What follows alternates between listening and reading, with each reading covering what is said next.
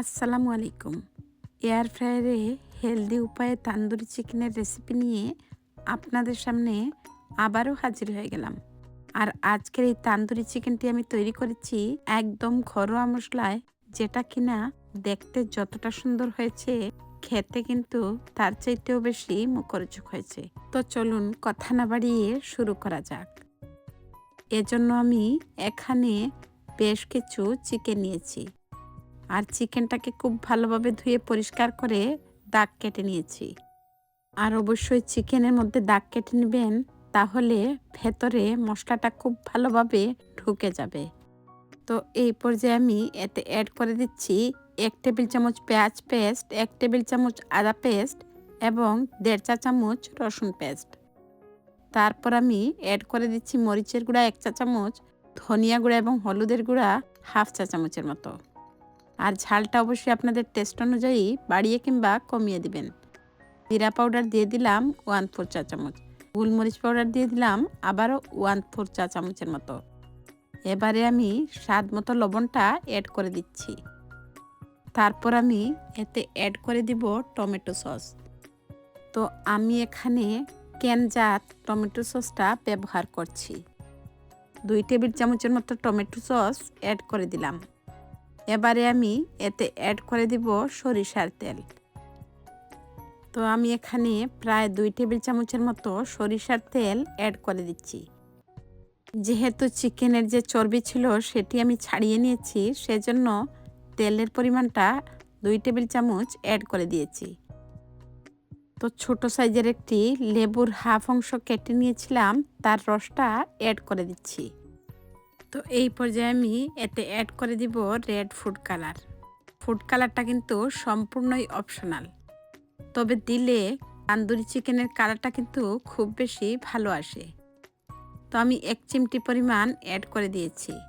তারপর খুব ভালোভাবে মশলার সাথে সব কিছুকে মিশিয়ে নিব। আর এই ম্যারিনেট করাটার উপরে নির্ভর করে কিন্তু চিকেন তান্দুরির আসল টেস্ট। তো আমি এখানে লেবুর রস দিয়েছি, আপনারা চাইলে কিন্তু সিরকাটাও ব্যবহার করতে পারেন। তো কম খরচে ঘরোয়া মশলায় খুব সহজেই কিন্তু এই চিকেন তান্দুরিটা হেলদি উপায়ে তৈরি করা যায়। তো আপনারা চাইলে এয়ার ফ্রায়ার না হলেও কিন্তু ফ্রাইং প্যানে করতে পারেন। তবে এয়ার ফ্রায়ারে করলে এই ম্যারিনেশন করতে যতটুকু তেল লেগেছে সেই তেলেই কিন্তু করা যায়। আর আমরা যখন ফ্রাইং প্যানে ভেজে নিব তখন কিন্তু ফ্রাইং প্যানে তেল অ্যাড করতে হয় এবং দীর্ঘক্ষণ অল্প আছে সময় নিয়ে উল্টে পাল্টে ভেজে নিতে হয়।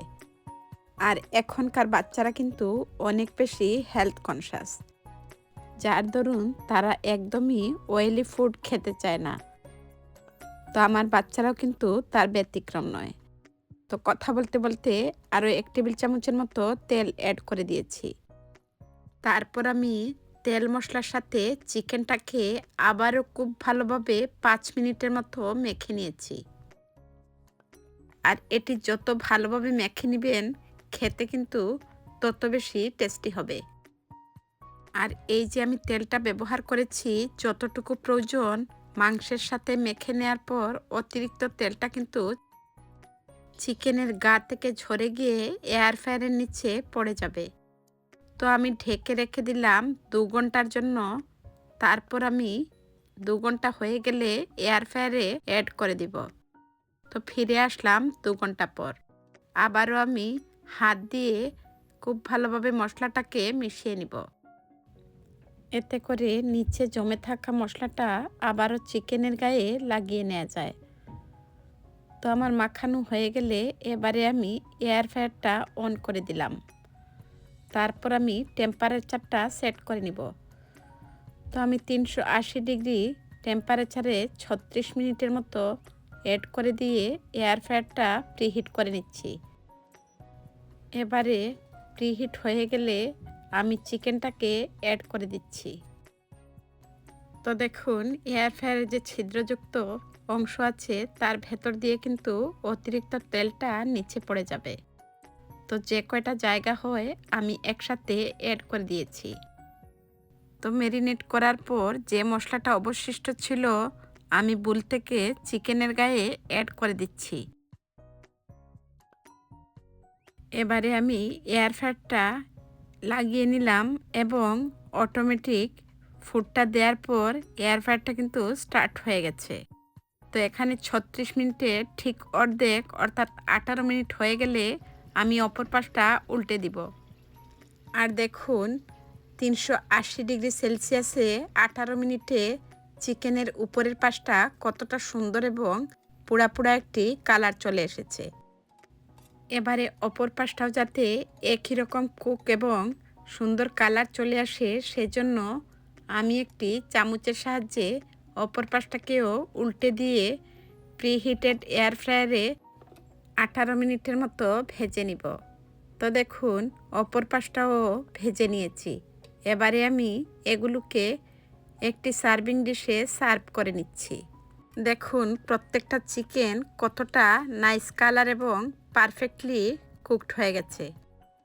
একইভাবে আবারও আমি এয়ার ফ্রায়ারে বাকি চিকেনগুলো অ্যাড করে দিচ্ছি এবং একইভাবে ৩৮০ ডিগ্রি সেলসিয়াসে ৩৬ মিনিটের মতো দুপাশ উল্টে পাল্টে এয়ার ফ্রায়ারে কুক করে নিব।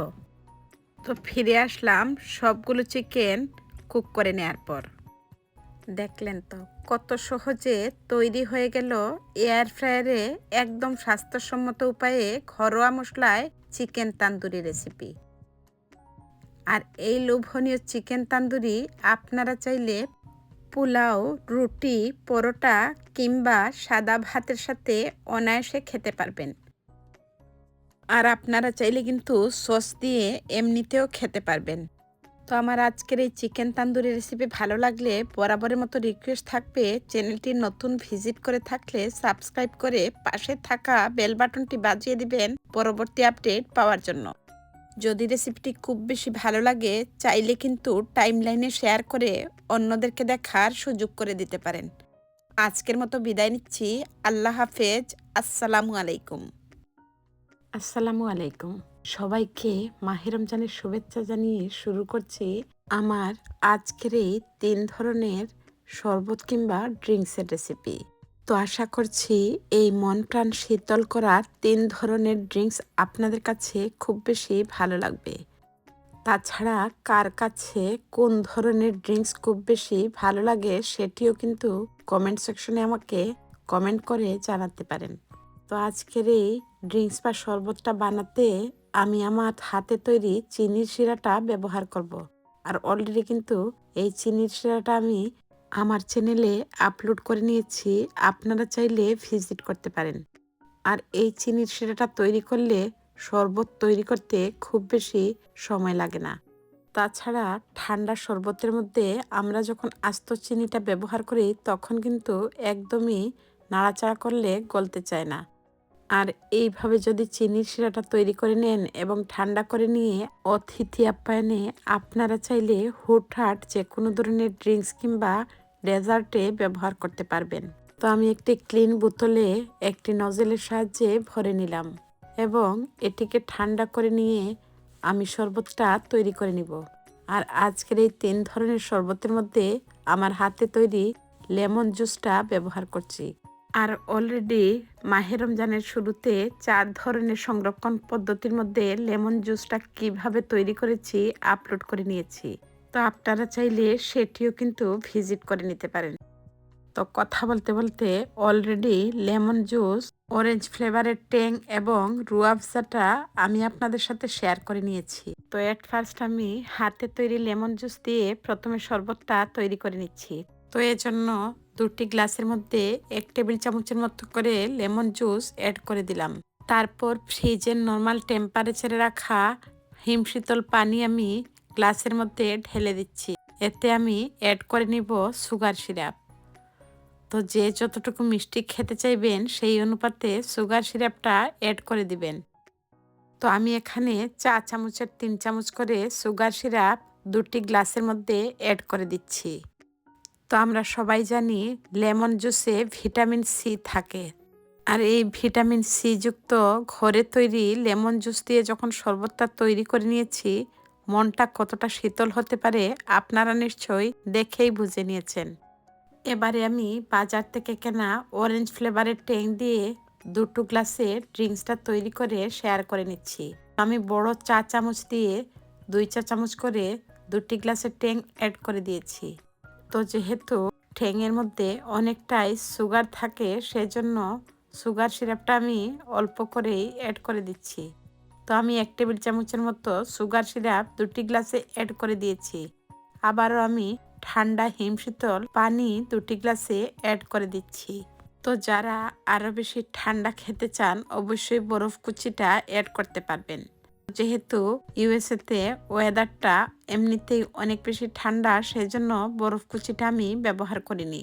তো এখানে ফিল্টারে থাকা নর্মাল টেম্পারেচারের পানিটা কিন্তু এমনিতেই অনেক বেশি শীতল থাকে, সেজন্য আমি ফ্রিজের নর্মাল টেম্পারেচারে থাকা হিমশীতল পানিটা ব্যবহার করে নিয়েছি। এবারে আমি রুয়াবজা দিয়ে শরবতটা তৈরি করে নিচ্ছি। আর ইফতারের আয়োজনে রুয়াবজা দিয়ে তৈরি করা শরবত কিন্তু অনেকেরই খুব বেশি পছন্দের একটি আইটেমস। তো আমি এখানে কথা বলতে বলতে 1.5 টেবিল চামচ করে রুয়াবজা প্রতিটা গ্লাসে অ্যাড করে দিয়েছি। আবারও আমি চিনির সিরাপটা অ্যাড করে দিচ্ছি। দেখলেন তো, ঘরে যদি এইভাবে চিনির সিরাপটা তৈরি করে রাখেন তাহলে কিন্তু শরবত তৈরি করতে খুব একটা সময় লাগে না। তো আমি 1.5 টেবিল চামচ করে চিনির সিরাপটা অ্যাড করে দিয়ে আবারও ঠান্ডা হিমশীতল পানি অ্যাড করে দিচ্ছি। তো যেহেতু আমি এগুলো ইফতারের আয়োজনে তৈরি করছি, সেজন্য আমি এটির ফ্লেভার কিংবা টেস্ট কোনোটাই কিন্তু খেয়ে রিভিউ দিতে পারছি না, সেজন্য আমি আন্তরিকভাবে দুঃখিত। তো আশা করছি আপনারা দেখে বুঝে নিচ্ছেন এই 3 ধরনের শরবত কিংবা ড্রিঙ্কসটা খেতে কত বেশি টেস্টি হতে পারে। তো আরও বেশি টেস্টি করতে 1 চা চামচের মতো করে লেমন জুস 2টি গ্লাসে অ্যাড করে দিয়েছি। এতে করে ডিফারেন্ট একটি টেস্ট কিন্তু অ্যাড হয়ে যাবে এই রুয়াবজাতে। আর কতটা স্বাস্থ্যসম্মত হতে পারে আপনারা নিশ্চয়ই দেখেই বুঝতে পারছেন। বেশ, তৈরি হয়ে গেল ইফতারের আয়োজনে 3 ধরনের ঠান্ডা ঠান্ডা হিমশীতল রিফ্রেশিং ড্রিঙ্কসের রেসিপি। আর প্রত্যেকটা ড্রিঙ্কস কিন্তু খুব বেশি লোভনীয় ছিল, যেহেতু আমি এগুলো খেয়ে রিভিউ দিচ্ছি ইফতারের পরে।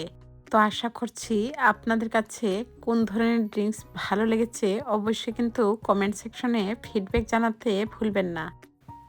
তো আজকের এই রুয়াবজাটা কিন্তু বাজার থেকে কিনে আনা রুয়াবজা। আর আগামীতে আপনাদের সাথে শেয়ার করে নিব কি দিয়ে কিভাবে আমি রুয়াবজাটা তৈরি করে নিয়েছি। যেহেতু রুয়াবজাটা আমাদের ঘরের সবাই খুব বেশি পছন্দ করে, সেজন্য আমি হোমমেড রুয়াবজাটা তৈরি করে নিয়েছি। আশা করছি আপনাদেরকে পাশে পাবো। তো আজকের এই ড্রিঙ্কসের রেসিপি যদি ভালো লাগে অবশ্যই কিন্তু লাইক দিতে ভুলবেন না। আর খুব বেশি ভালো লাগলে ফ্রেন্ডস এবং ফ্যামিলির সাথে শেয়ার করে অন্যদেরকে দেখার সুযোগ করে দিতে পারেন। নেক্সট রেসিপি দেখার আমন্ত্রণ জানিয়ে আজকের মতো বিদায় নিচ্ছি। সবাই ভালো থাকবেন। আল্লাহ হাফেজ। আসসালামু আলাইকুম।